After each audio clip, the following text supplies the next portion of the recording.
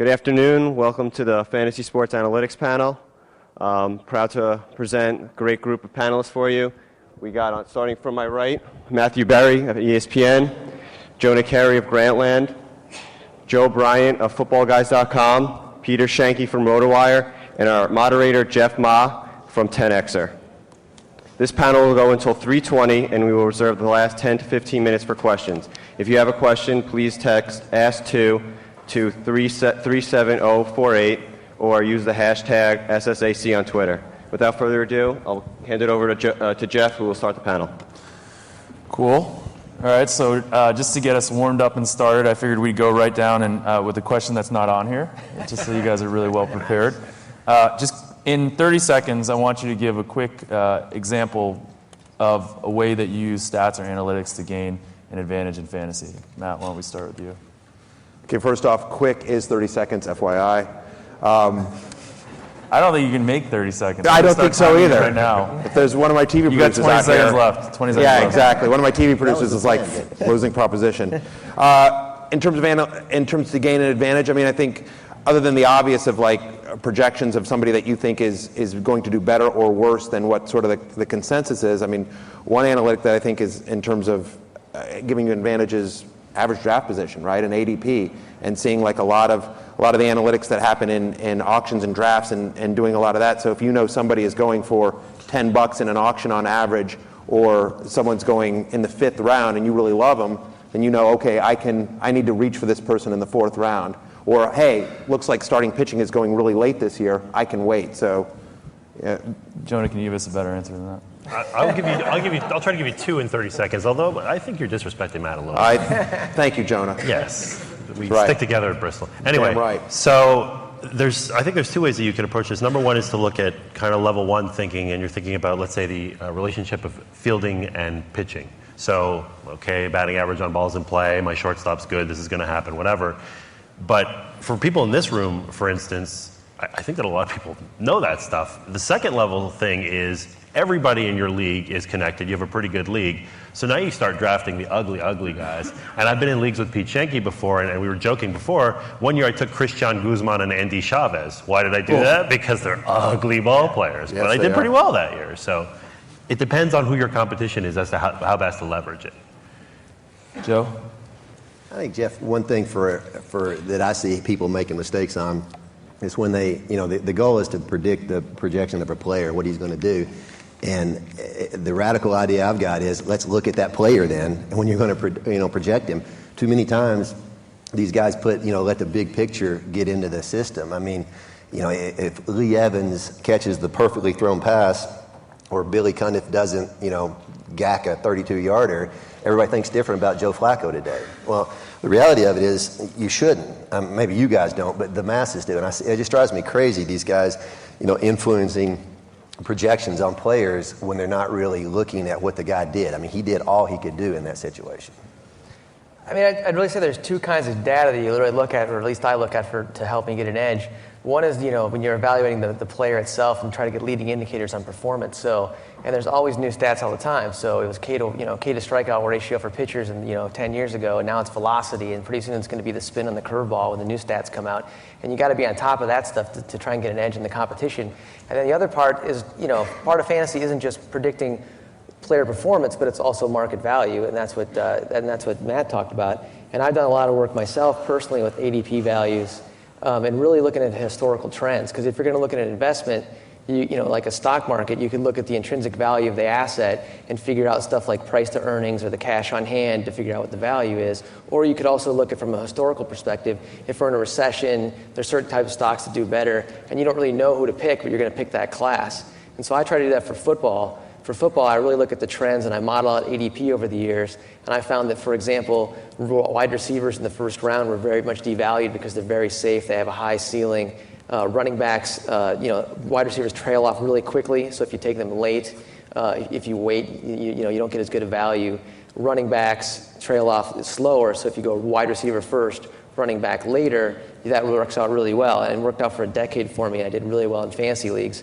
But you got to keep on top of it because the trends change. Tight ends are emerging, more running back committees. I'm going to have to reassess it. So every year at the beginning of the season, I go back to those that value equation and see how I'm going to do. And then on the players, I make sure that every player, I do the same thing and figure out what the new stat is to try to beat everybody. Well, so that's a good question, and maybe Jonah, you were starting to talk about this, and I don't think you should assume that everyone in the room knows about things like batting average on balls in play and things like that. So, I think one of the interesting things that fantasy has done over the years is it has really pushed the envelope for statistical analysis because there's this direct application, like reading about baseball prospectus and all that kind of stuff only has so much value unless you're able to apply it some way. And in fantasy, I think you've been able to apply it. So can you give some examples of the stats that you use to find undervalued assets? Sure, and I'll hat tip my friend Mr. Barry. We were just talking before about the Detroit Tigers this year, for instance. So if you look at that infield defense, it's going to be a holocaust of disaster. It's just going to be so bad. I mean,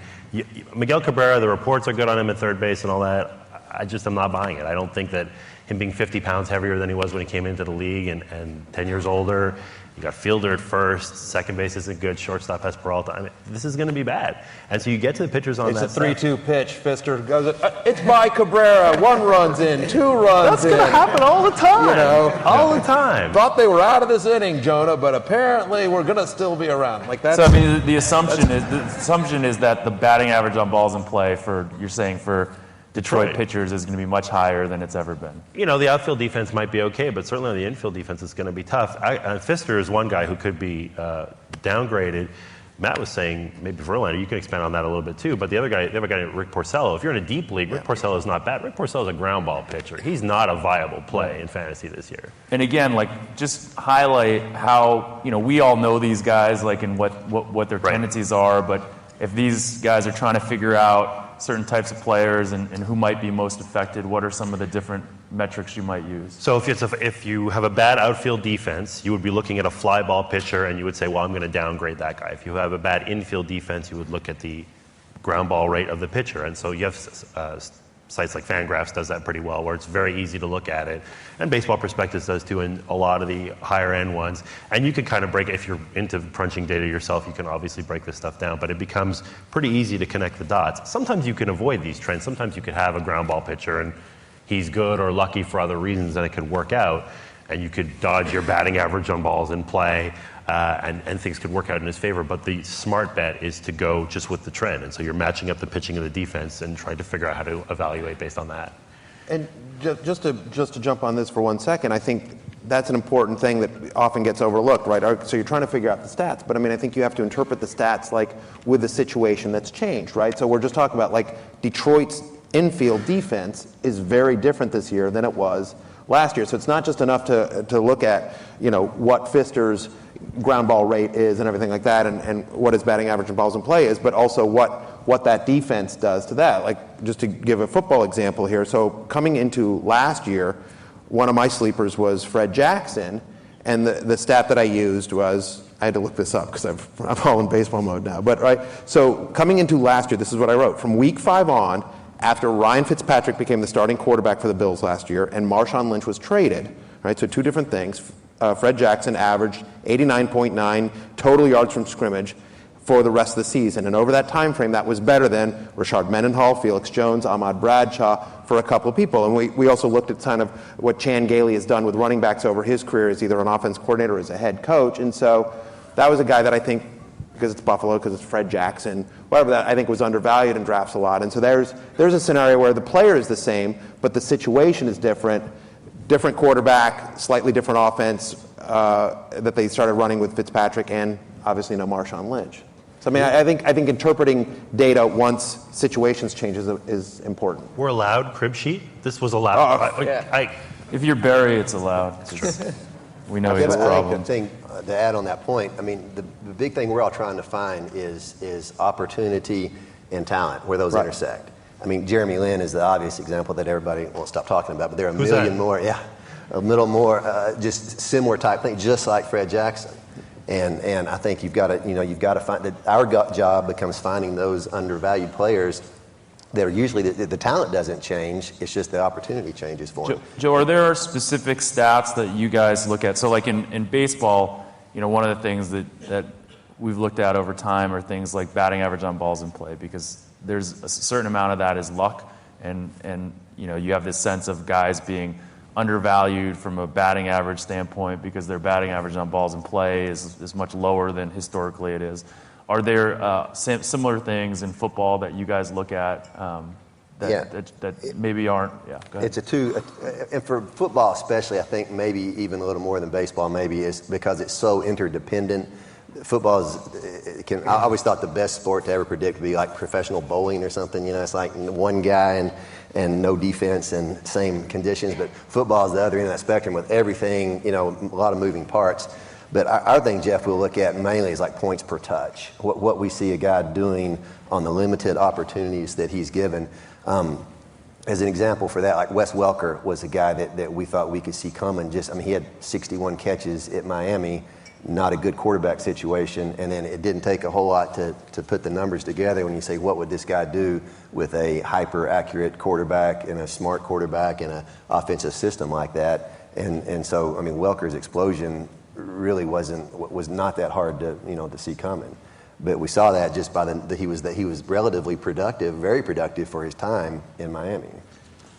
I'll just jump on that real quick, and I'll say something like the other thing is also in terms of scheme, right? So like Jimmy Graham was a guy that we liked as a sleeper, and not alone. I think he was the poster boy for fantasy sleeper this year. Pretty much we all loved him for a couple reasons, right? We all saw prior to last year those 4 games towards the end where we saw the athleticism, and then at ESPN we have a great stats information team, and they dug this up that 23% of New Orleans passes 2 years ago, so coming into the 2011 season, 23% of their passes were going to a tight end.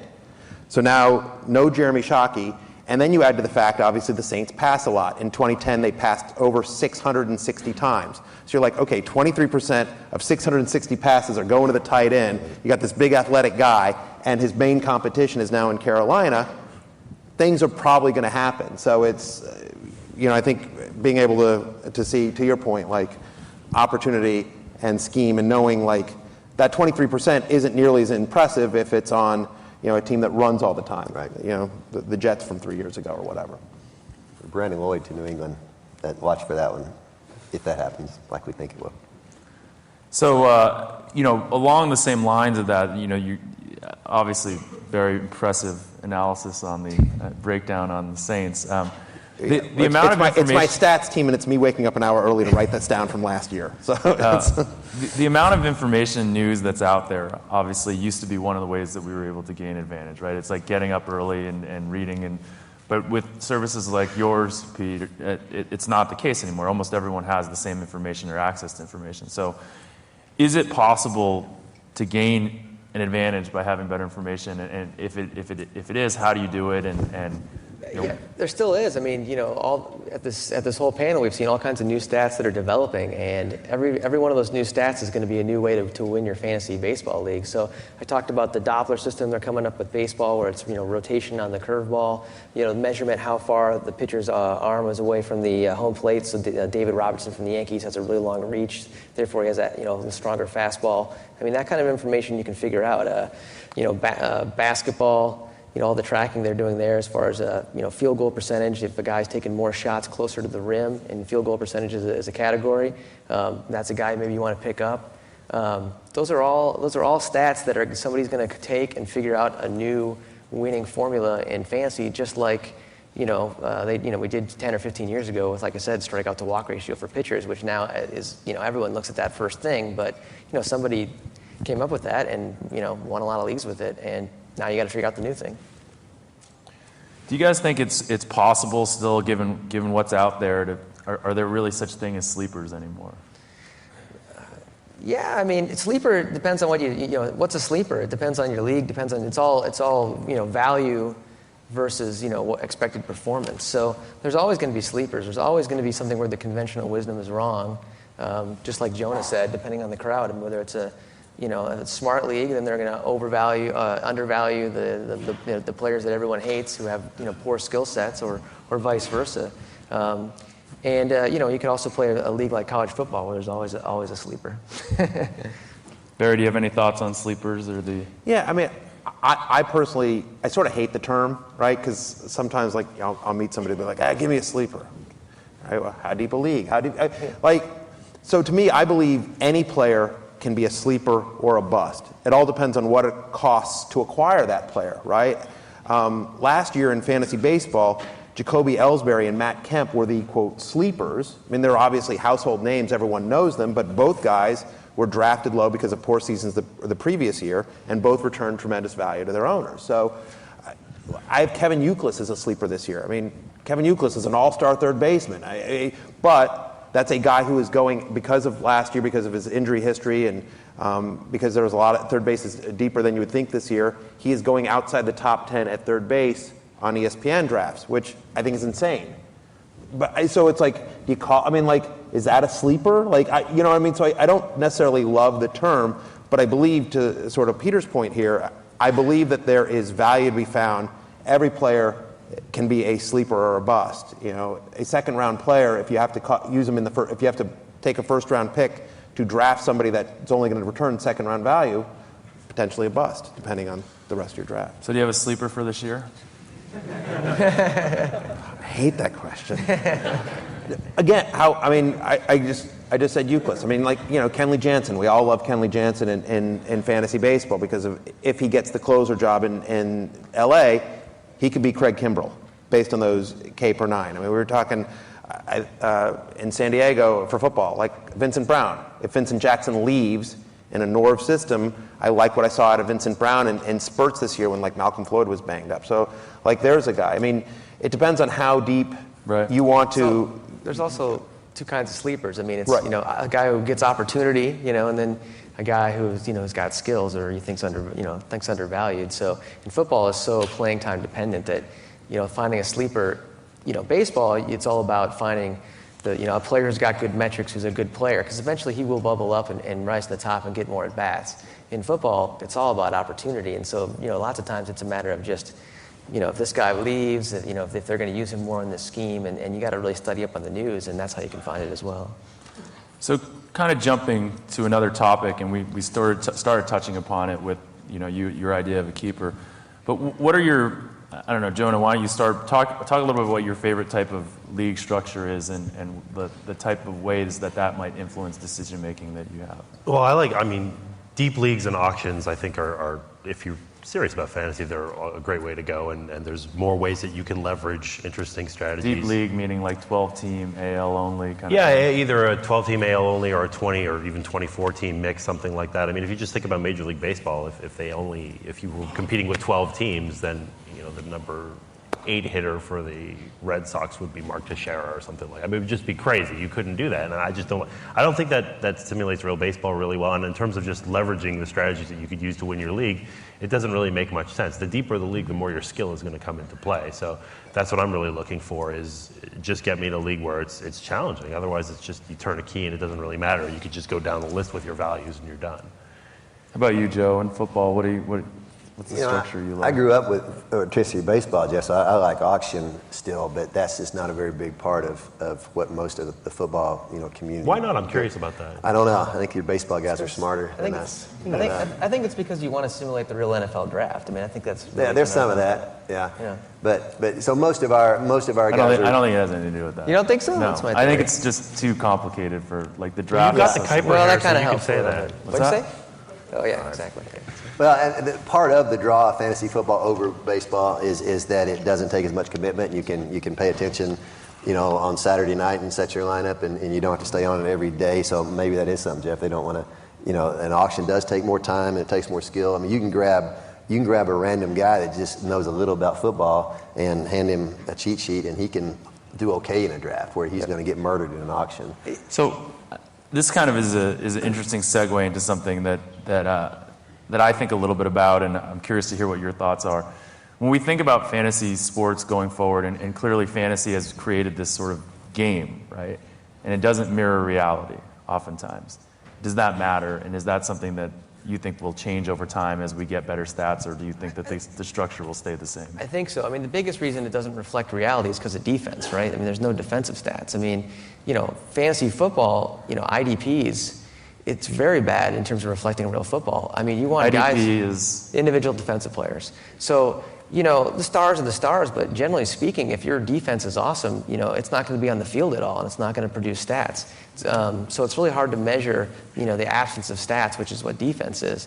And so if there's better defensive metrics, you could do it. But part of the problem also in fantasy is that you're probably never going to want it to really mirror true sports one-to-one because you want to keep it simple. I mean, part of the reason that fantasy baseball took off is that, if I'm in like a league where we have like WAR and OPS and all this kind of stuff, sometimes I'm watching the game and I'm like, that guy just did this and he ran the bases and he got tagged out. I'm like, did that help me or did that hurt me? I have to start thinking about some math. But, if the guy's still second base, or scores a touchdown, you get the instant gratification of the enjoyment. Whereas like fielding metrics, if I had fielding in the game, I'd be like, well, does UZR go up or down? I mean, does a normal center fielder get that or not? It's hard to calculate on the fly, and that kind of hurts the enjoyment a little bit. Yeah, I think, Peter, I think that's absolutely right. I think that's one of the reasons why leagues with individual defensive players haven't taken off, because do I get 0.3 for a sack? Wait, do I get, you're watching a game, guy got a 100-yard touchdown, that's 16 points. Boom, I get that, right? I think there's a part of that. I also think, Jeff, to your point, the game hasn't changed.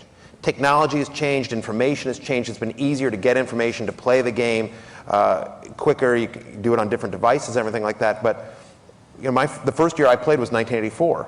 I played by the original book, the Rotisserie League baseball book, right? And that's still the way we play, right?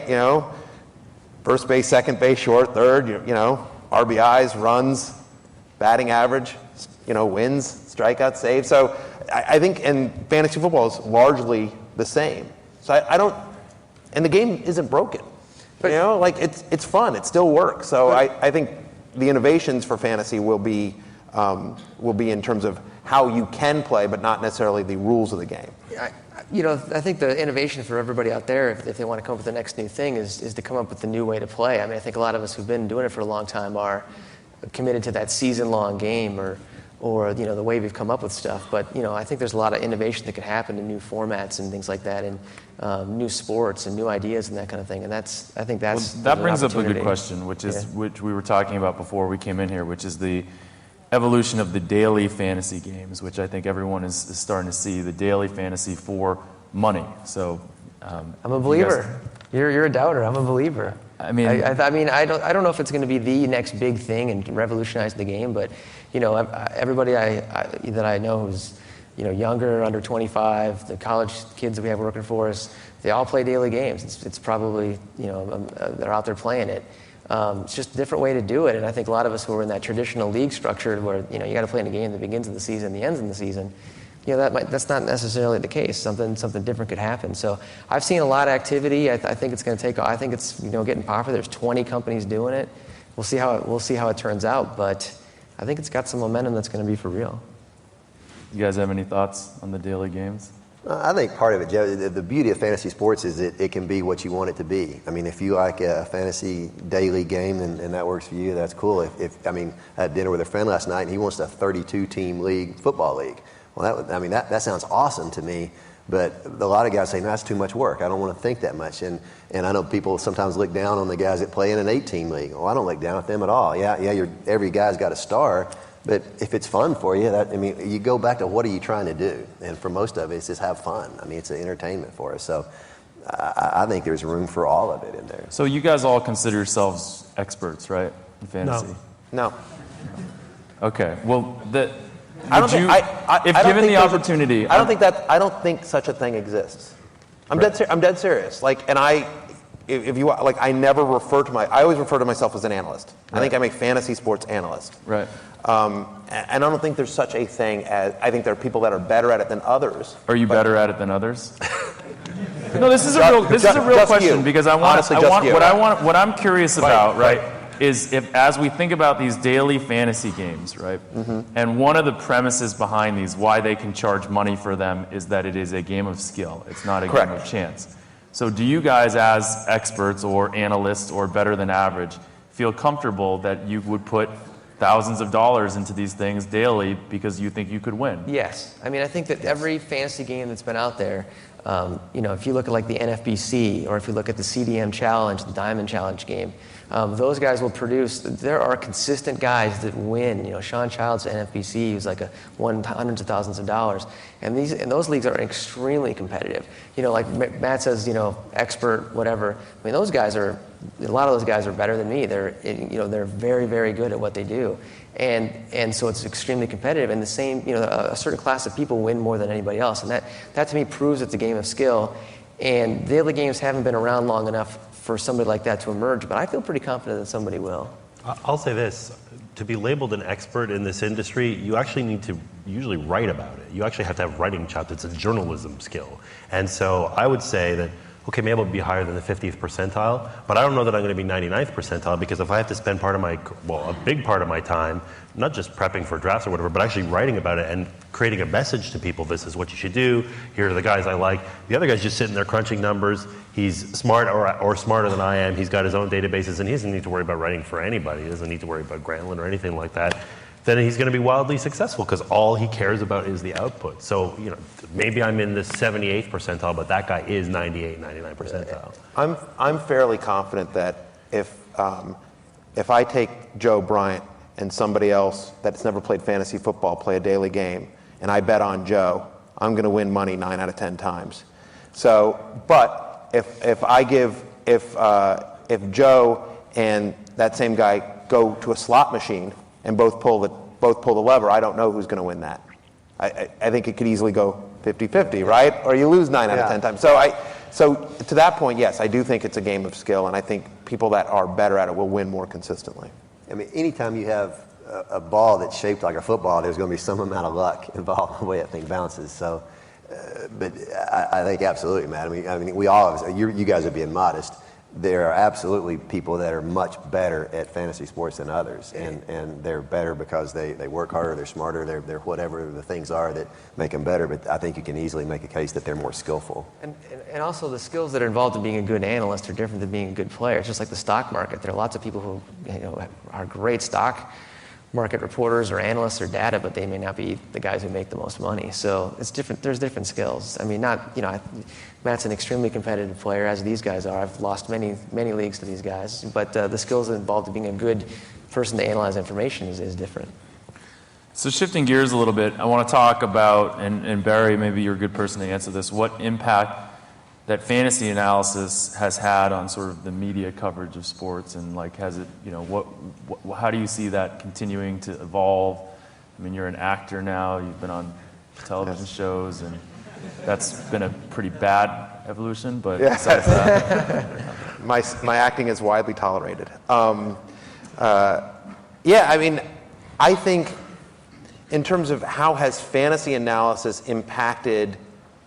Just how has fantasy impacted? Fantasy, okay. So, I mean, I think obviously there's a lot of different ways, right? First off, I think just in terms of the game broadcasts, tickers are scrolling at the bottom with nothing but stats. And in some cases, like on ESPN, it's like it literally says fantasy stats, right? And you see it sometimes NFL Network does that as well. So I think you see a lot more stat-centric stuff, people actually catering to fantasy players, whereas before, 5-10 years ago, you were like, wait, you're desperate for any nugget, and you'd get frustrated because it'd be the same one. Right. I know Emmitt Smith had 150 yards. Give me something else. Give me something different. So I think that's partially it. You actually hear people talk about fantasy. So not just people like myself who do fantasy, but you'll watch SportsCenter, and someone will say, Robert Flores will say, doing a highlight. He's like, I love this because he's on my fantasy team. Like, they'll throw in little mentions and that kind of stuff. I used to love it when, Tony Kornheiser on Monday Night Football would always talk about his fantasy football players. So I think you see that. And I also think just in general, because fantasy has become so prevalent, that the audience is much more accepting of just stats, right? So when you're on television or the radio, but specifically television, hearing a lot of numbers, that's tough, right? So you're getting a lot of numbers thrown at you, but I think because of the growth and popularity of fantasy, you have more people that understand those numbers and are more comfortable hearing them. And so you see, like on ESPN, like when we do next level stuff, which isn't necessarily fantasy, but I think that's just, and it also goes to just the mainstreaming of sabermetrics and stuff like this conference and everything like that. But that's what I think is, it's like you're more comfortable talking about stats and talking about numbers, and you're more aware of it. And I think those permeate a lot of broadcasts and television. So one thing I wanted to touch on now is kind of the idea of a draft and preparing for a draft, and even just some of the decisions you make in a draft that aren't like, I mean, you have a list, you go down that list, you start off that list, but then you deviate based on what happens during the draft. So, I know, Joe, that you kind of have pioneered some of this value-based drafting, and love to hear you kind of talk a little bit about what you do there. Okay. Mid 90s, I started, preaching this VBD, value-based drafting gospel stuff, and it came from John Benson in baseball, where I was playing in baseball, and kind of converted this over to football. And I don't know how familiar folks are with it, but it's basically at simplest level. It's not really how many points a guy scores; it's how many he scores relative to his peers, his other guys at the position. So if most leagues that play have a mandated, starting roster, whether it be one quarterback, 2 running backs, 3 wide receivers, whatever it is, your goal then becomes to fill out that roster, maximizing each category. But we don't draft that way. I mean, ideally, you'd have a quarterback draft all your quarterbacks and be done, draft your running backs and be done, draft your wide receivers, everybody do that and be done. Well, it doesn't work that way. You have to draft through a whole pool. So you really start having to think, how does this quarterback compare to this wide receiver or this tight end? And we do that in VBD, that basically it's a position scarcity, supply and demand thing that just looks at how much better this guy is than the other guy. It's kind of like the VORP thing, replacement player stuff. But, but what it lends itself, what starts happening is guys like Rob Gronkowski, compared to the other tight ends, become super valuable. I mean, if you have a big league that's a mandatory starting tight end, I think you can make the case Gronkowski's a top 2 or 3 pick. So if you could redraft this year, knowing the performances ahead of time, I would have him in top 3 in a big enough league. Yeah. Just because he's separate. Now, Jimmy Graham hurts him some, because you say we don't get Gronkowski, you get Graham. But when you're comparing Gronkowski to Kellen Winslow, a number 12 guy, it's a pretty big spread, and it's significant. Now, that all goes away when you have a league that doesn't require starting tight end. Then he becomes a really good receiver, but his value gets diluted when you start putting that in. But it's all about, just paying attention to things that matter and trying to put a value on it. It's just basic economics, supply and demand.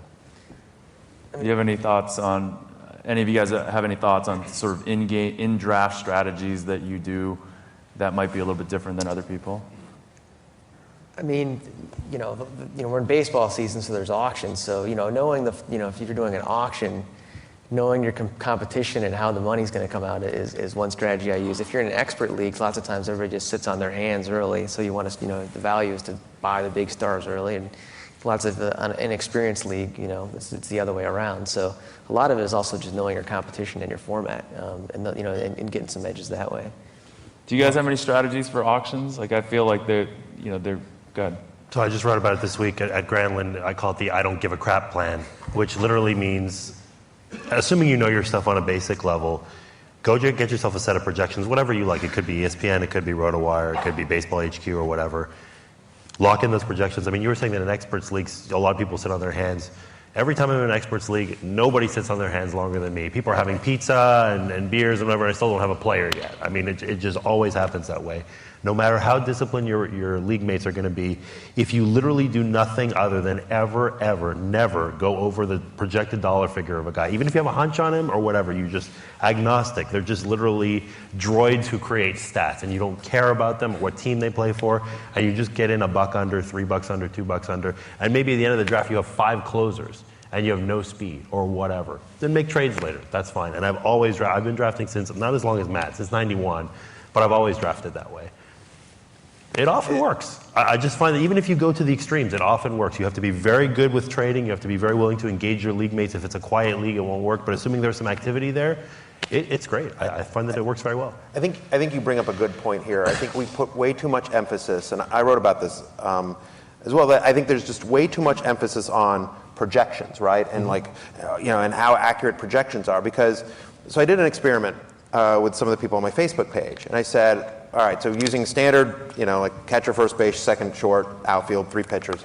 I said, I want you to pick a starting 5x5 fantasy baseball team. You can pick any one you want, and we're going to use last year's stats. Okay? And so I picked my guys, and they all picked theirs. And so I ended up beating them, and the reason is because basically, even though they knew to the number what each one of their players was going to get, it didn't totally matter because it's not just about what those stats are, it's about how those stats fit with every other stat on their team and how that combined number of stats compares to the stats of every other team, right? So this is much more obviously useful in baseball or basketball than it is in fantasy football, but the idea was pretty much like if I asked you, if I just took a poll, all right, we're using last year's stats, who are you taking at second base? My guess is almost everyone in the room is saying Cano, right? If I say, who are you taking at catcher? Pretty much everyone's taking Mike Napoli, right? And so that was what I banked on, was that everyone was going to take that. Well, so I took Ian Kinsler and Victor Martinez. Now, Victor Martinez hit 330 last year, Mike Napoli hit 320. The difference is that Victor Martinez had 170 more at-bats. And so that batting average cushion of getting 330 average and 170 more at-bats, that was able to cushion Ian Kinsler's bad batting average, which was the only knock on him.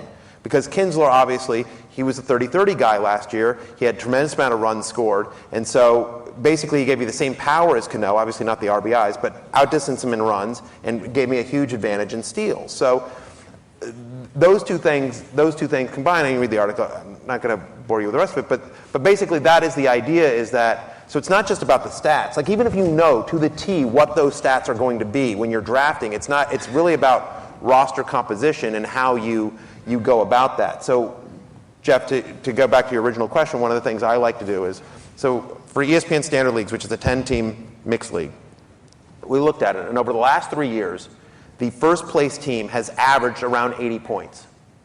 So you get to 80 points, you got a shot. You'll have to adjust and you'll see how your league is. But if you can get to 80 total roto points, you got a shot, right? And so you look at each of the categories, and it's just basically targets. And so there's a bunch of different ways to get to 80 points. You can blow up one category, you can go, win all your pitching and lesser on hitting, and vice versa. But you're trying to get to 80 points. And so if I know I'm making a number up here, but if I know I need 170 home runs, and whatever, if this projection says he's going to get 30 or this projection says he's going to 28, they're all around the same, especially in baseball and basketball. So as you're going through the draft, I like to, after I've rostered a player, or in an auction after I've rostered a player, okay, we project this guy for 28, 90 and 285 average. Okay, so now as I'm going through, I know my targets, and you start making adjustments. Hey, I'm going to come way under on speed, so that means I need to be way over in power, either to give me something to trade for, or I need to then win that category because I'm going to fall short of my target in speed. And so I think that's a good, fairly simple way throughout a draft or an auction if you just have category targets, at least for fantasy basketball or fantasy baseball. Interesting. So you keep that What's running that total. interesting? What's it interesting?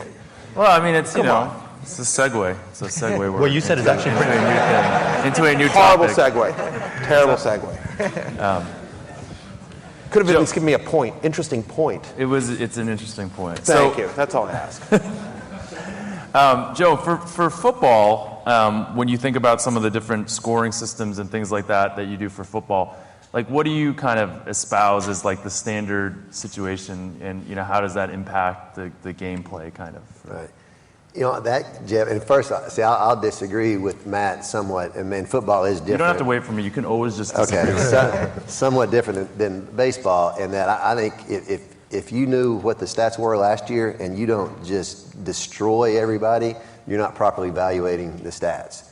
I mean, in other words, you're not putting enough value on a Gronkowski or a devalue on a kicker when there's a whole bunch of them that do the same. Now Roto gets weird when you start getting right. Well, that's what I'm talking about. It's different. Kind of winner take Football all. is different, but right. But I'm with you there. I think to me, all fantasy sports comes about predicting the stats is number one. You got to have that, and then it's valuing the stats, which is again not much different than a stock portfolio or something. But it's get the numbers first. That comes first. You got to have those first. And everybody says, or a lot of people say, well, you can't do that. It's useless to predict stats. You won't get them right. Well, you don't have to be perfect. You just have to be better than the other guys. It's the old hikers thing. You don't have to outrun the bear. Just got to outrun your buddy. And that's kind of how stats work. And that's how this thing works. You'll miss a lot. You have to miss fewer than the other guys. Well, actually, let's talk about that a little bit, just because I think one of the things that's really interesting that's come out of fantasy are just the concepts of the preseason projections, and like how how much better I think sometimes fantasy people are than even reality sort of scouts in saying that this guy's going to be good and identifying that they're going to be good. So what are some of the things that you guys use, tools like age or zips or anything like that might go into projections of how players are going to do? You want to go for it? Yeah. The thing for us, I think what I find, if left to your own devices, I think most people, the thing I see happen most often, the mistake they'll make is they get way too optimistic.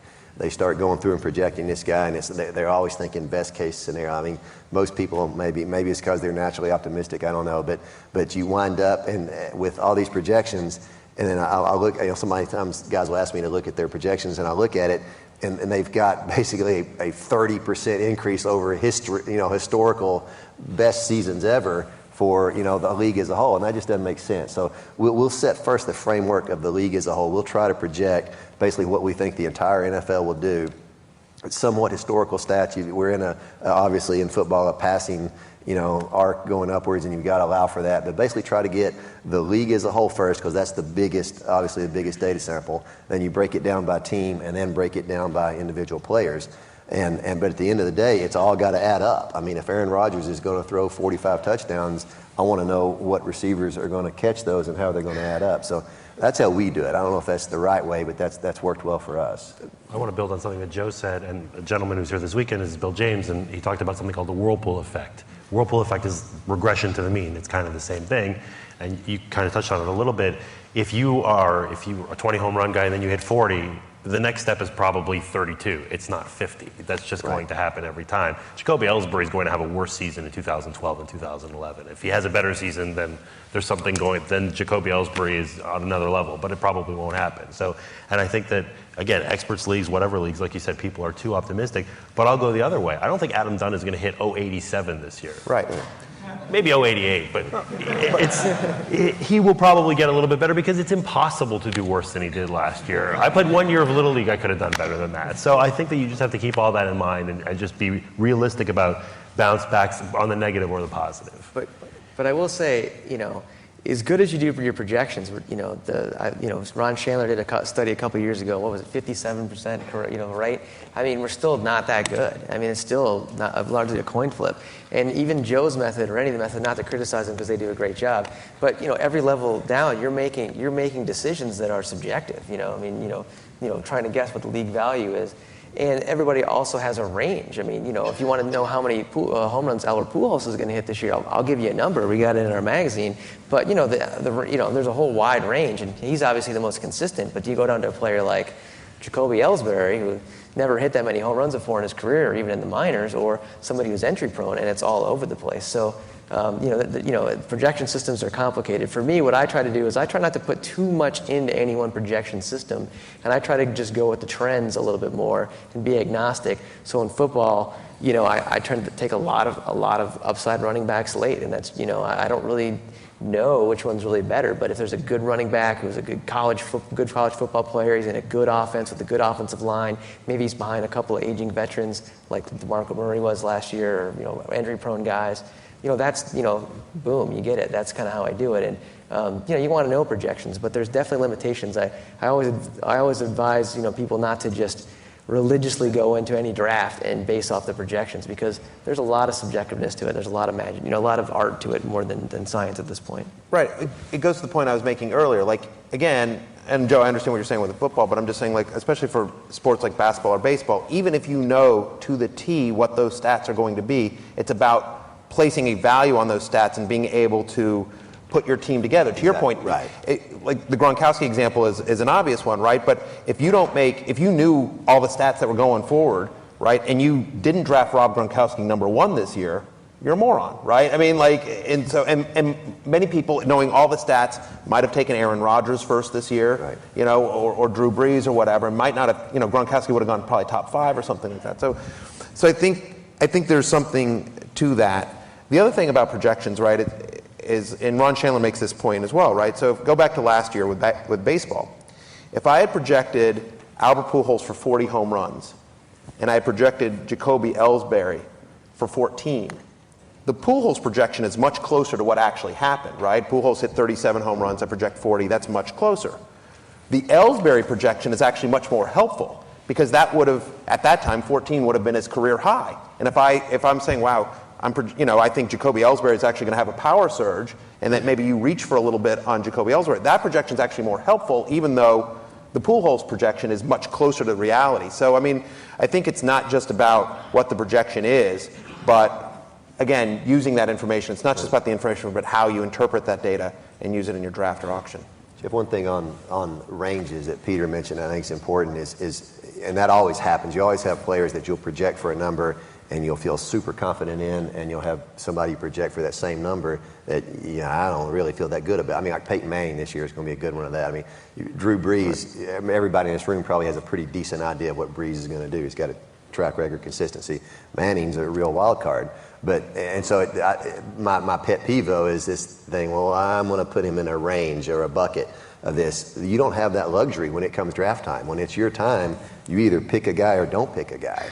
And so you do have to put a hard number eventually. Now, you may not be confident in it, and you may have to downgrade him based on that lack of confidence, but at some point, all of us in a draft have to put a hard number on that guy at some point. Well, Joe, just to follow up real quickly, one other thing that I think that's important, though, is when you see an outlier, right? I mean, to your point, right? We know what Drew Brees is going to do, but Jacoby Ellsbury, like, when I see an outlier one way or the other, I always ask, so why did that happen? Exactly. Right? So, and you try to look at why did that particular thing happen? In the case of, so like a lot of people are going to ask, like, can Gronkowski and Aaron Hernandez repeat next year?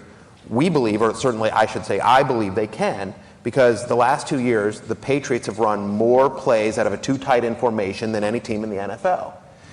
If you've got Tom Brady throwing to you and Gronkowski and Hernandez are both on the field the most, then chances are, we know Tom Brady's going to throw 40-some touchdowns, 35, 40 touchdowns, and if those two guys are on the field as much as they are, as good as they are, they're going to get theirs. I don't know if Gronkowski scores 17 touchdowns again, but I feel fairly confident he's, at the end of the year, barring injury, he's going to be a top 3 fantasy tight end. So you're not concerned that Josh McDaniels is going to come in and change the offense at all?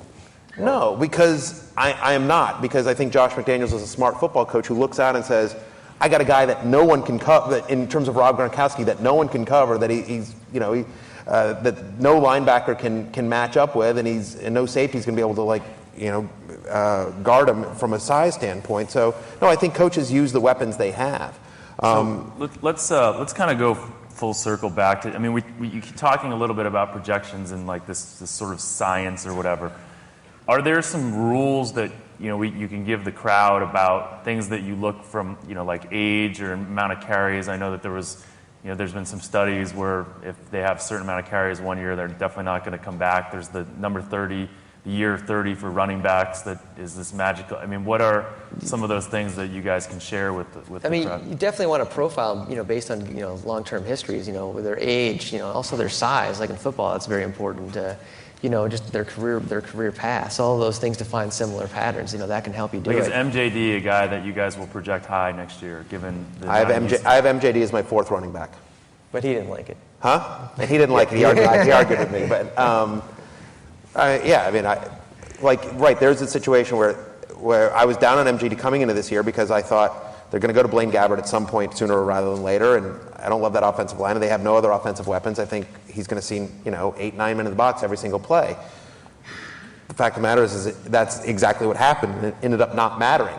Jones-Drew is just that kind of special player. So, but I don't have him as better than Ray Rice or McCoy or Arian Foster. But and that's in baseball too. Workloads for pitchers. I mean, Justin Verlander's had a huge workload the last couple of years. And so how much do you equate that into your projection if he's going to wear it down or not? I mean, he's almost superhuman the way he throws 100 miles an hour in the 9th inning. So maybe he's the exception. But that kind of stuff also weighs in as well.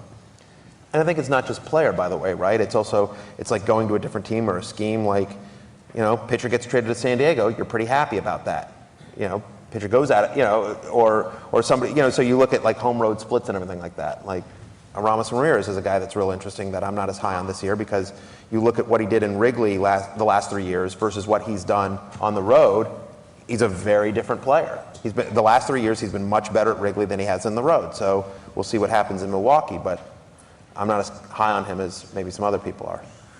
So let's take some questions from the crowd. First one is, how do you deal with the imperfect information you have about teams and players? As the football guy here, we had that more than ever this year with a free agency that was, went from this to compacted down to that.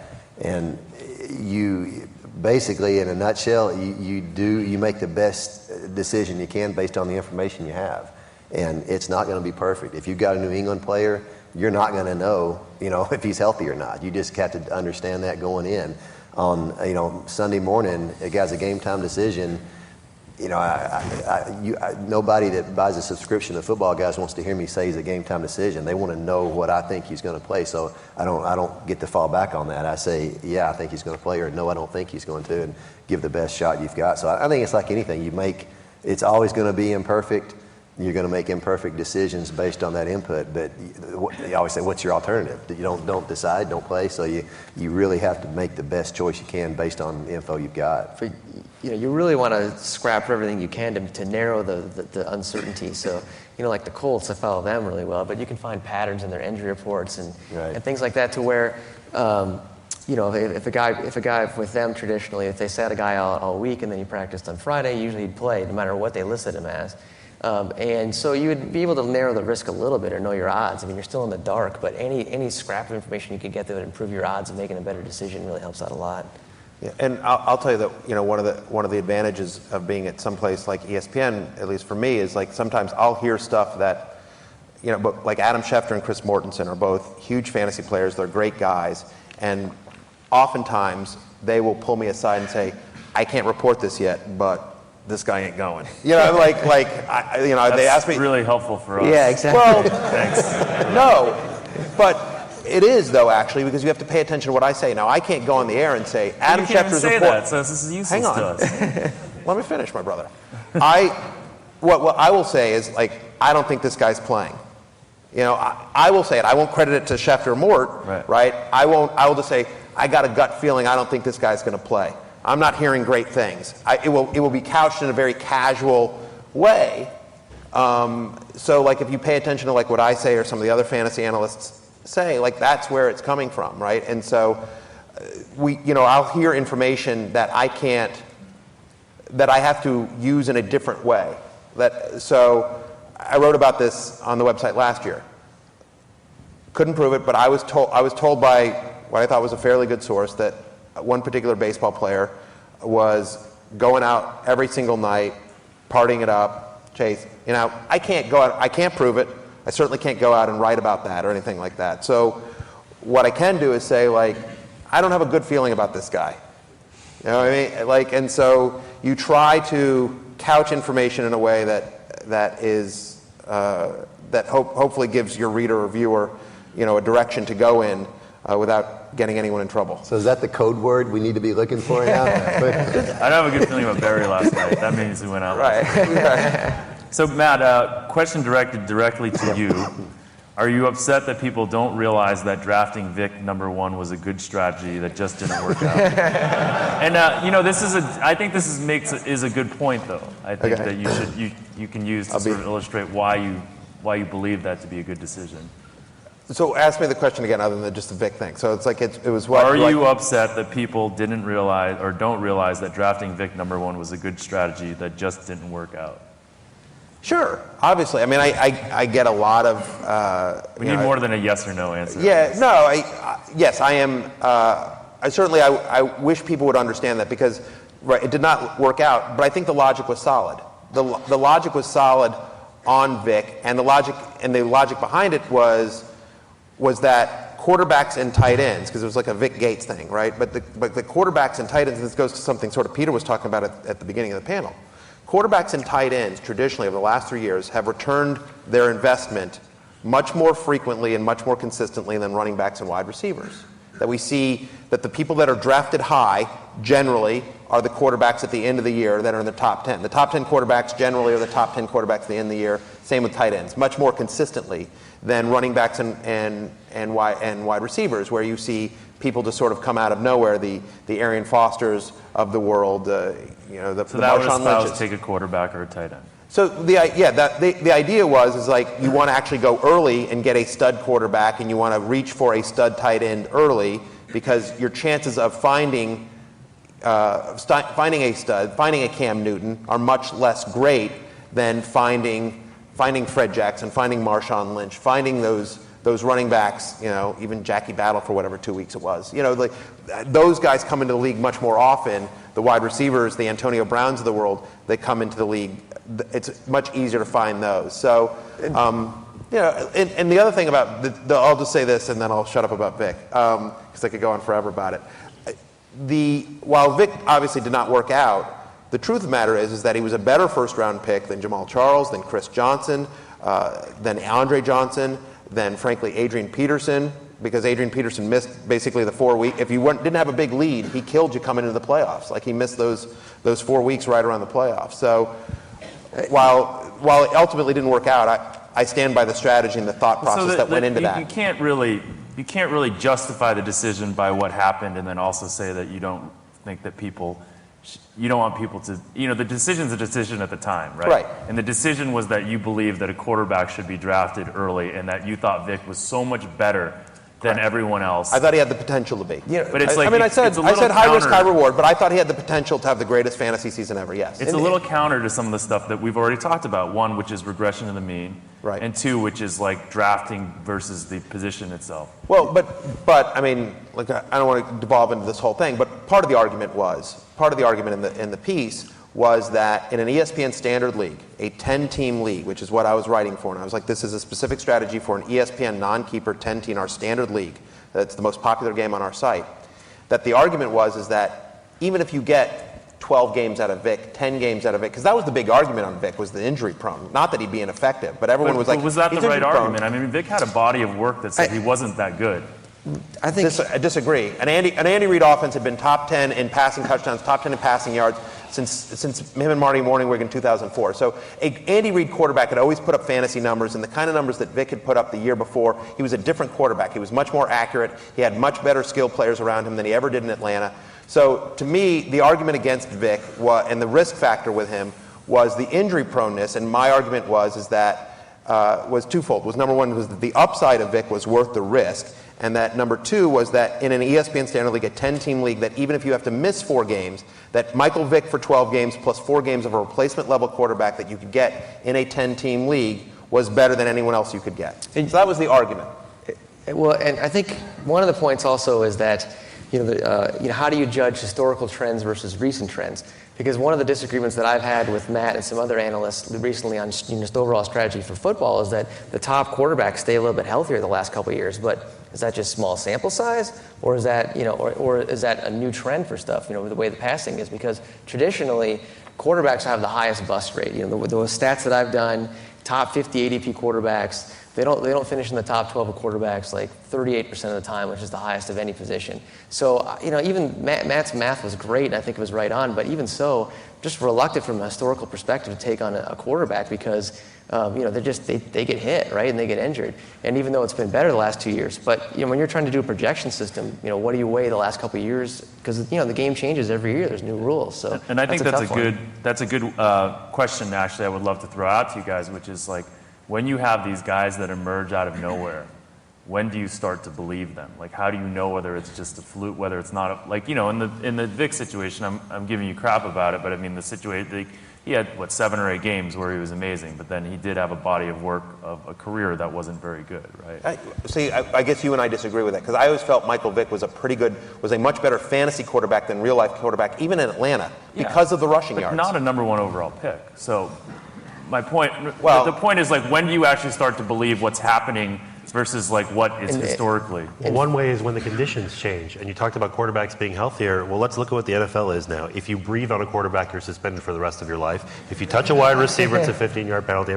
There's so much that's going on right now. It's like pitching in the 60s. Everything is so conducive to quarterbacks not only being good, but think about it. If you can't touch a receiver and impede his progress, then that means the quarterback can get rid of the pass quicker and he's not going to get decked. If you can't hit the guy, that means he's not going to get hit. So I think things have changed in the NFL, and you should predict that Rodgers and Breeze and the elite quarterbacks, not Vic, will stay healthy and do better. So I think that's what's going to happen. By the way, Vic's going to go in the 3rd or 4th round in drafts next year and win a lot of people's leagues. Watch it. A year after. Watch Vic go nuts. Wasn't that the case with Steven Jackson with the same thing? Something like that. No, but I want to go back to this idea of like the emerging star and when you start to believe in them and when like how you're able to. I think we all have this natural inclination to want to stick with our projections and then when a guy emerges, it's like, well, I can't trade for him because he was drafted in the 10th round or he was, a dollar player or that kind of thing. Like, Francisco Liriano, 4 years ago or 5 years ago when he just became the best pitcher in the majors for,